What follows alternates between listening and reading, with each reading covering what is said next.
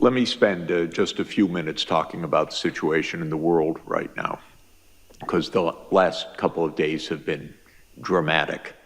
Now, there is no guarantee that we avoid catastrophe because the world's not well led, and the world is in a very unstable situation because of all the things that we've been discussing. Of course, the climate crisis, all of the upheavals in the world economy, even aside from the interventions of leaders choosing wrong things, just the technological upheavals are astounding, and you know that better than I. So this is something quite dramatic. But another thing that's very dramatic is the geopolitical changes that are underway. They are remarkable. They're very dangerous, but on the whole, not bad, actually. What's happening is that a familiar world led, so-called, by the United States and Europe is no longer led by the United States and Europe. It was presumptuous to be led by the United States and Europe to begin with. It's actually the end of a very long cycle that dates back to 1492 and onward, because it started with a voyage that was a little bit went awry and changed the world fundamentally. And they say that, how do you know that Christopher Columbus was an economist, by the way? He didn't know where he was going. He didn't know where he was when he got there, and it was all on a government grant.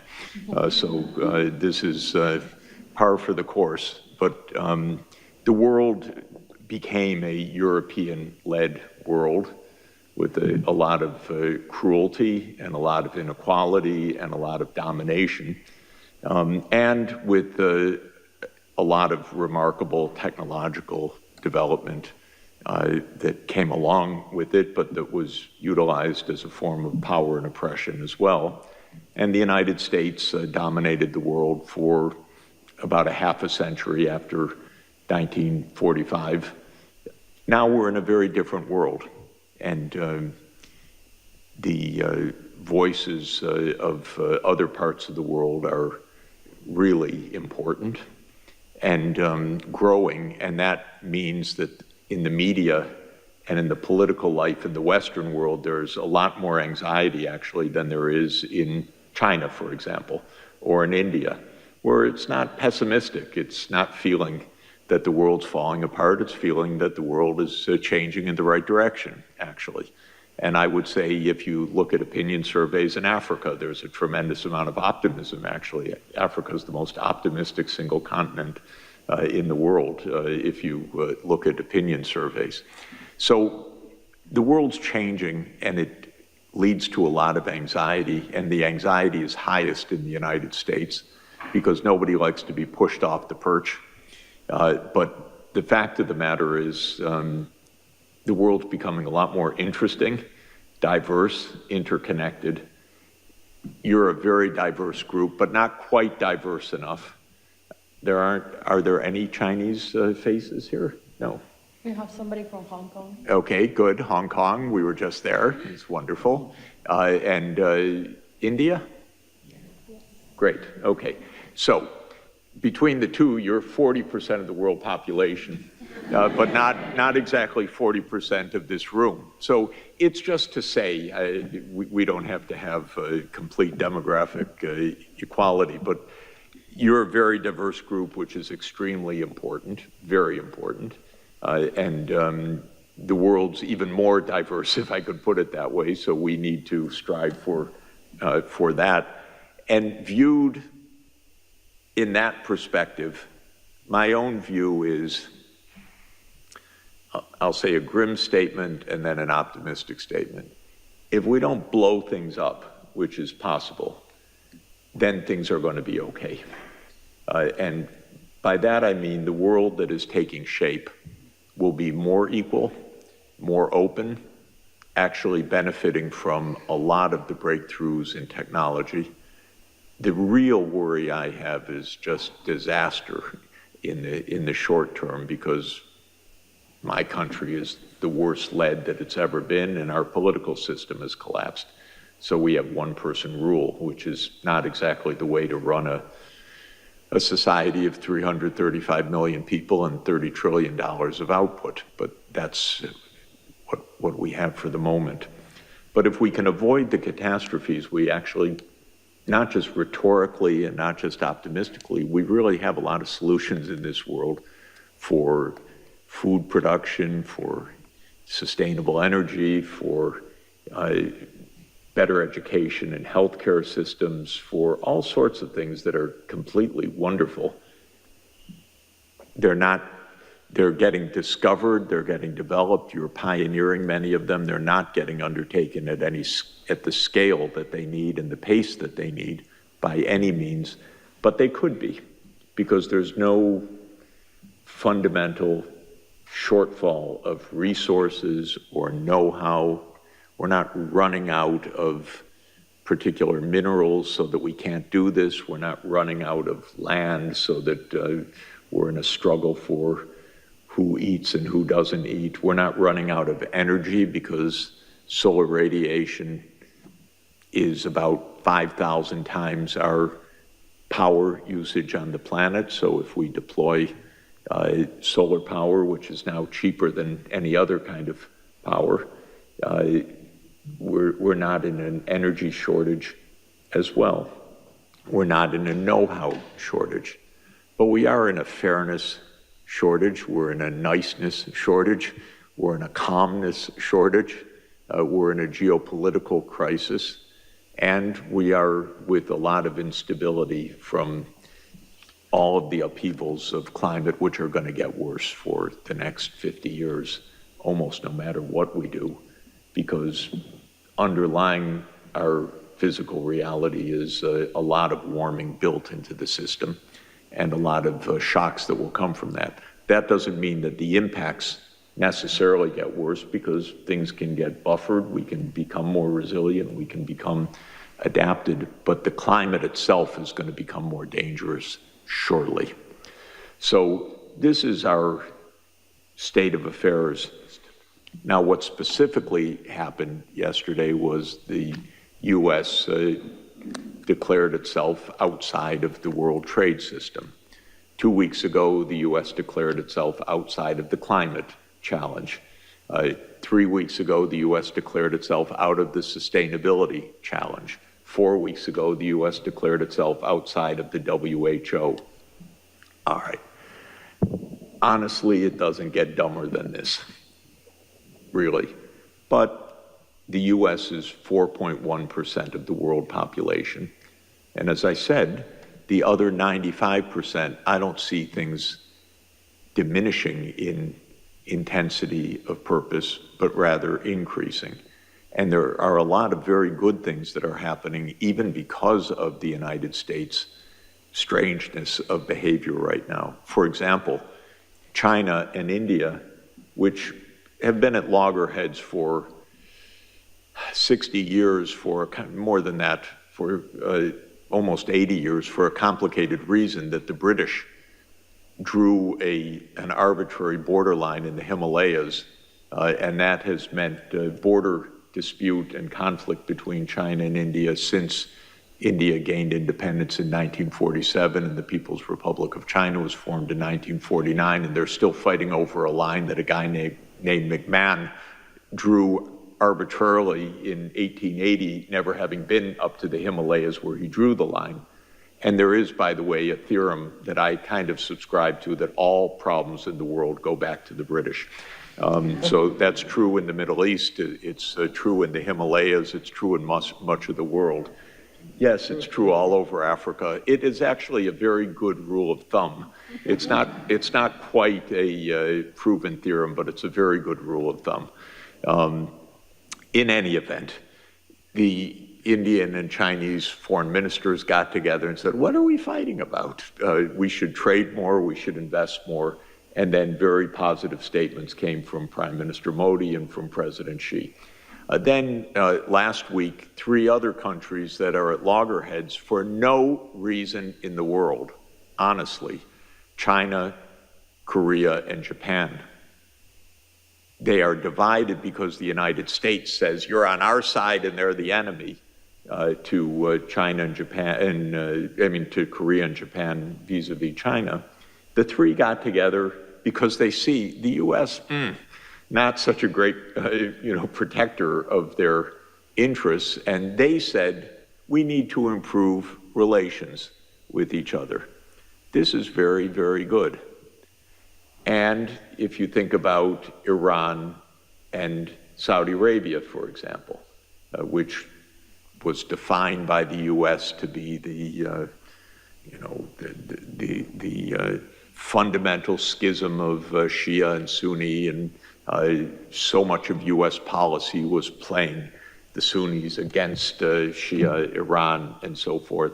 They made a rapprochement last year, which China helped to broker in a very wise way. The United States would never have done it and never even have thought about it, but China was very helpful. So truly, I'm not so pessimistic at all. I just see the world changing, and I can understand the pessimism in the newspapers that I happen to read in the U.S., because they're all geared around the idea of the U.S. as number one. And if you put that aside, I like a world in which China's playing a much larger role, and India's playing a much larger role, and the African Union's playing a much larger role, and Saudi Arabia's playing a much larger role. To me, this is a great world. It's a world of diversity, much better food, much better conversation, much better places to visit, much more fun in conferences and meetings and problem solving and all the rest. But if you just happen to be a U.S. strategist, it looks very grim and dangerous and so forth. So I don't buy into the danger part. I do buy into the danger part for the reasons I said, but I don't buy into the inevitability of crisis. So what I would really like you guys to do is to stay on the networking course and the practical course and the problem-solving course. And I want us to help you to do that. And just to be very clear, SDSN Youth is not to empower youth per se. It's to help solve global problems, of which you have a lot of solutions. So that's a little bit different. We have a little more access than you do to some places, being older and gray hair, but you know how to fix our phones and computers a lot better than we do, and what's going on with the latest apps and how to use them and so forth. And that's actually unique knowledge in our world right now. And so it's really important that you're at the table. It's true, you should be at the table for 2 reasons. One, to protect the interests of your generation against 78-year-old U.S. presidents that don't know how to think ahead.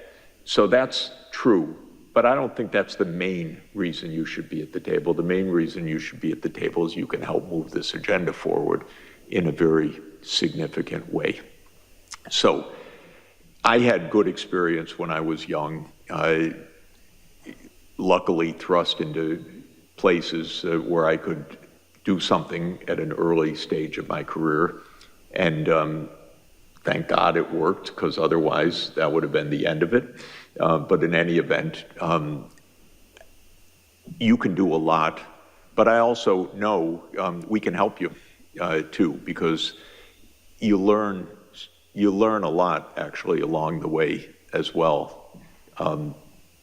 Every day I learn something that I say, I cannot believe I didn't know that for the last 50 years of trying to know what I know. and pretty fundamental stuff every day, which is weird to me, actually, because by now it should be kind of rote, but it's not rote at all. There's just so much to learn. And I kind of walk around my whole life with a book in my hand, or now with an ebook or on my phone or something, reading every day and learning pretty basic things, actually, which is annoying, really annoying, because it should have been done already, but it's not. So all of that is to say we can help you, and I can help you, and I can help you network, and I can help you learn things. So don't presume you know everything, but don't presume that you don't know what you're seeing with your own eyes about things that can be done. So that's really the balance that's extremely important. Now, what's going to happen after 2030? Let me say a few words about that, because you're going to play a big role in that. Obviously, we're not going to achieve what we set out to achieve in 2015, September 25th, 2015, when Pope Francis ushered in the Sustainable Development Goals at the UN. The agenda was pretty optimistic beforehand. At the time, it was very stretched goals. It would have required a lot of capacity and working together to make them happen. Of course, we just didn't get the major powers to work very hard on any of this. The only one that made a major effort, in my view, was China, actually. Europe said a few things at the beginning, but Europe got caught in this Ukraine war, which to my mind was just a disastrous mistake, because the United States doesn't know how to make peace, and blew the chance after 1991 to help create a true collective security arrangement in Europe. Instead, it expanded NATO. But I don't want to go there. Just to say, the US didn't try, Europe didn't try very much. China launched the Belt and Road Initiative, which is a very big and positive thing. Africa launched the African Continental Free Trade Area, which is a very important thing, and a very positive development. But the world as a whole, for the major powers, didn't try very hard. So we're reaching, and I don't want to go into it, but my view is the US at the University of North Carolina concocted something called SARS-CoV-2 and made a pandemic. That's another long story. But we just lost a lot of time. So what are we going to do? My hope, personally, and this is something we can discuss longer, is that we continue under the framework of the Sustainable Development Goals. And the reason is it's taken 10 years to have governments understand a bit about how to make such a complicated, multidimensional programming process, because it's not simple to do this, to plan for 17 major objectives, long-term planning, strategy, and so forth. Now, the goals won't stay exactly the same, but I don't want to redo everything to have a new set of goals and a new framework, because honestly, to my mind, it may be constructive in bringing new voices in, to be sure, so I don't want to rule out deliberations which will take place, but I don't think we should throw out everything, because it just would be a major loss and time sink. And in our world today, the US will walk away from the table anyway, and it just may be very hard to get a framework, other framework. So I'm hoping we continue under this broad rubric, resetting, adding, no doubt, something about artificial intelligence as SDG 18, or repackaging some of the objectives and so on, but to keep this framework to mid-century, because the next period, to my mind, is to 2050, is to mid-century. And that's, in fact, what we need to decarbonize the energy system. It's what we need to transform agriculture. It's what we need to create a workable digital society in which good things rather than bad things happen with these new technologies and so forth. So that's what I think what I am going to be aiming for in the next few years. This will probably be decided more or less around 2027 or 2028. So there will be a UN process. The next Secretary General will assign a commission, probably. There'll be deliberations. You'll be involved in national level and global processes and youth ambassadors in many ways. And we should really strategize together about this. And you should make further outreach to other groups in order to do this. One basic point is that what makes all of this very hard is thinking ahead on a time horizon and a complexity longer than governments know how to do. So if you want to change the energy system, it's not a 1 year or a 5 year or a 10-year process. You really have to be able to think about 25 years or 30 years and basic changes of technology and learn how to put that into a real political process and so forth. And this is what I find most governments don't know how to do effectively. Again, China is better at planning in this way than any other government that I know among the major governments. Europe's not bad at setting goals, but it then doesn't necessarily actually create the planning to deliver them very effectively. I'll say also I have huge hopes, expectations, and demands of the African Union in the coming years. There's a new AU commission that just came into office on March 15, and Africa needs to make a breakthrough in the next 30 years. It can't go on like this with many conflicts, with kids not in school, with the systems not working, with electricity not reaching still hundreds of millions of people. And that's what we were discussing in the Financing for Development workshop that we had earlier this week, how to make those breakthroughs. So one thing I'm asking of you is helping to instill the idea of really basic transformation in your countries, regions, and since we're going to do it together at a world scale, that yes, we really can create a better future, and it's not only wish fulfillment, it's actually very practical work. For me, by the way, I caught who had a slide that I think Sinead, about the importance of education as being absolutely fundamental. Was that you, Sinead? Yeah. In any event, okay. There are probably 300 million kids not even in school right now. And we have to absolutely say, no, are you kidding? Not another school year like this. This is crazy. And the reason they're not in school, in some places, is because of conflict and displacement. But for at least 200, 250 million kids, it's because the governments don't have the funds to hire teachers, to have the schools, and so forth. And I want to have a fit together with you to the powers that be that this cannot go on any longer. You cannot leave kids out of school in this world.